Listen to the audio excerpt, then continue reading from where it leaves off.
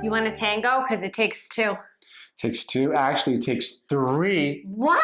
To stabilize a relationship. Plot twist. Plot twist. And today we're going to be talking about triangles and triangulation as a basic human relationship process. Hi, my name is Dr. Assael Romanelli. I'm Galit Romanelli. And this is the Potential State. And today we're going to talk about the stablest number is 3. Ooh, a triad. Triangulation as the cement of relationships. So basically this comes from the work of Murray Bowen, who was a family therapist in the 50s. And he basically noticed that in relationships, in human relationships, partners, there's always going to be this procedure, this process that when anxiety rises too much and we can't deal with it, we reach out of the relationship and we triangulate a third party. That reminds me of also what Esther Perel talks about having a third, kind of whether literally or just conceptually having a third in the relationship. Exactly. And usually that third can be one of our kids, it can be our parents, it can be one of our best friends, it can even be a therapist. And what's the idea? That there's two and there's one that's a bit removed. The second the heat gets too hot here and we're not able to hold that heat, we're not differentiated enough. Differentiation is my ability to be myself and also to be in intimacy. This is another Murray Bowen concept. You can refer to that episode as well. So we need to kind of regulate ourselves. So the person that's least comfortable, let's say it's me, I'm going to reach out to my son, right? Create a coalition with my son. Wait 1 second. So basically when heat rises between the dyad, we pull in a third party to lower the heat and intensity. And also raise the intimacy with a third party. Right, to divert our attention, energy, hostility, whatever, all the emotions that are kind of building up here can get dispersed amongst a third party. And then the more she feels comfortable, now I become the third, right? I become the less comfortable, and now there's tension between me and that third. So basically differentiation is a lose-lose endeavor.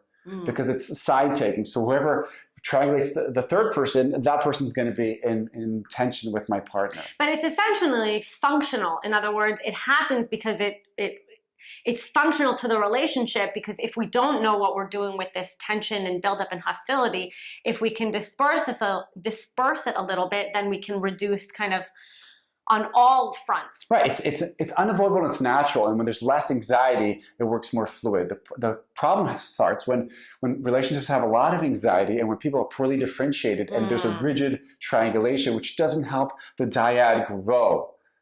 Right. And it creates a lose-lose situation. I see this a lot in the clinic, especially with children. Children get triangulated all the time, especially with divorced families. Right? The mom and the dad can't get along, so they communicate through the kid, and they're basically forcing the kid to pick sides.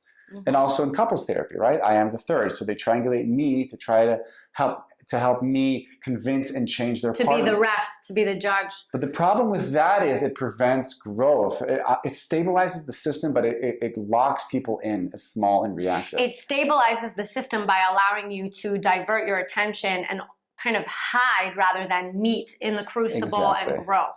And for a lot of people, they're happy to be triangulated because when you're on the outside, it's cold. So you want to be part of the action, right? But that's why it's a kind of it's a vicious cycle. And oftentimes, kids that are used to being triangulated will actually create heat. The heat. So like when me and Galit are tense, I know that my son is going to hit his sister, and then we're both, instead of being angry here, we're both looking at him. We're both giving him attention, and then we're more okay.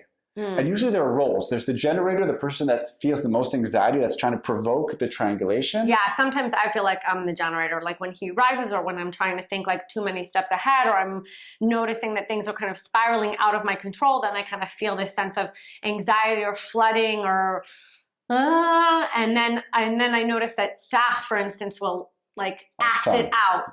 And that he's in the role of the amplifier. So he gets kind of induced into the triangle, and he can't hold on to himself enough, so he gets triggered. And then the dampener, which is me, which I'm usually more removed, I swoop in. But here's the lose-lose, right? Who do I swoop into? If I swoop in with Galit, then he feels alone. And if I swoop in with Tzach, then I feel alone. And as you can see, it's a lose-lose. So in fact, Galit kind of lowered her levels of anxiety, but all three of us are in a lose-lose situation. But so what do we do? How can we, A, be more mindful, B, not enter kind of such a, I feel like it's turning up the volume on the triangulation, because there's always some form of triangle somewhere, but it's a matter of kind of cranking it up or down.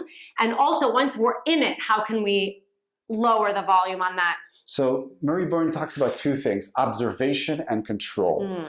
So first thing, just knowing this idea, knowing this concept, being with eyes open and seeing when you're triangulating somebody or when you're being triangulated in. How does that feel? Usually the induction doesn't happen verbally and overtly. Right. It's usually a more nonverbal and emotional. You'll suddenly feel you'll feel angry towards somebody, or you'll be charmed. It's like, wow, I love her so much. What is he doing with her? Like you'll feel like you're naturally gravitating to take sides. You are being triangulated. So first of all is observation. Yeah. So I'll give an example that the other day I was kind of feeling a little activated by a conversation that I had with my mom. And I noticed that a lot of times I'll turn to my siblings to kind of reduce, love you, Mom. I'll reduce kind of anxiety or hostility through sharing with them because, you know, the triangle there is so clear. Like they know her, they know the dance, they know what it's like. And so then I can just kind of offload onto them.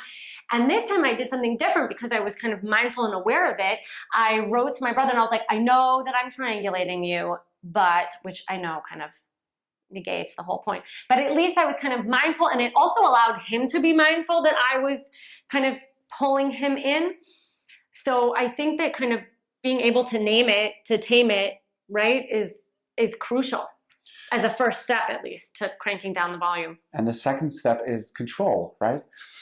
Being connected to yourself, being grounded, responding. Don't get triggered too much. You can have your opinion, but the second you try to judge, convince, fix, educate, you are basically being triangulated. So the best way to do is observe that, maintain the sense of humor and play. And this is really important. Stay in touch with both sides. The second you don't talk to somebody for years on end or for months, you're basically being triangulated. But I think that's kind of that's really important advice for the person who is being triangulated. I think for the person whose default is to go to a third party to triangulate, right? If this kind of heats up, to go to the third, is to be aware and like realize, oh, what's happening? Like, how am I feeling this? Am I getting flooded? Why am I getting flooded?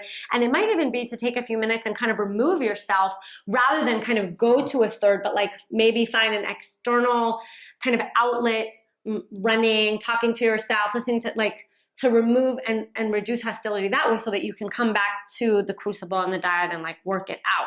I'll give you an example. I'm working with a couple a few years ago, and they were living with her mom. So what happened, they had a built-in triangle. So every time it got too tense between her and her husband, she'd go and cry to her mom. And her mom then would obviously take her side, and the animosity between her and the husband. And they were just being locked in this triangle. And the solution for them was to actually move out. To take out the third, to detriangulate the mother. But I'm reminding you that if you're in this dance, the third is willing and able and almost ready.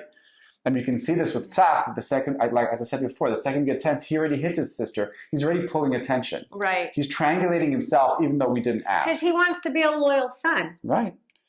So you will never be able to completely detriangulate, but every little step you do helps the whole system raise differentiation. Yeah, it's basically learning how to control the dial of the volume on the triangle, because it's going to be there, right? There's always the volume dial. It's just how much to crank it up. And if you realize that you are the one that controls it, you're ahead of the game. And you'll grow. So that was Galit Romanelli. Dr. Assael Romanelli. We're the Potential State. We'll see you next time. Bye, Triad.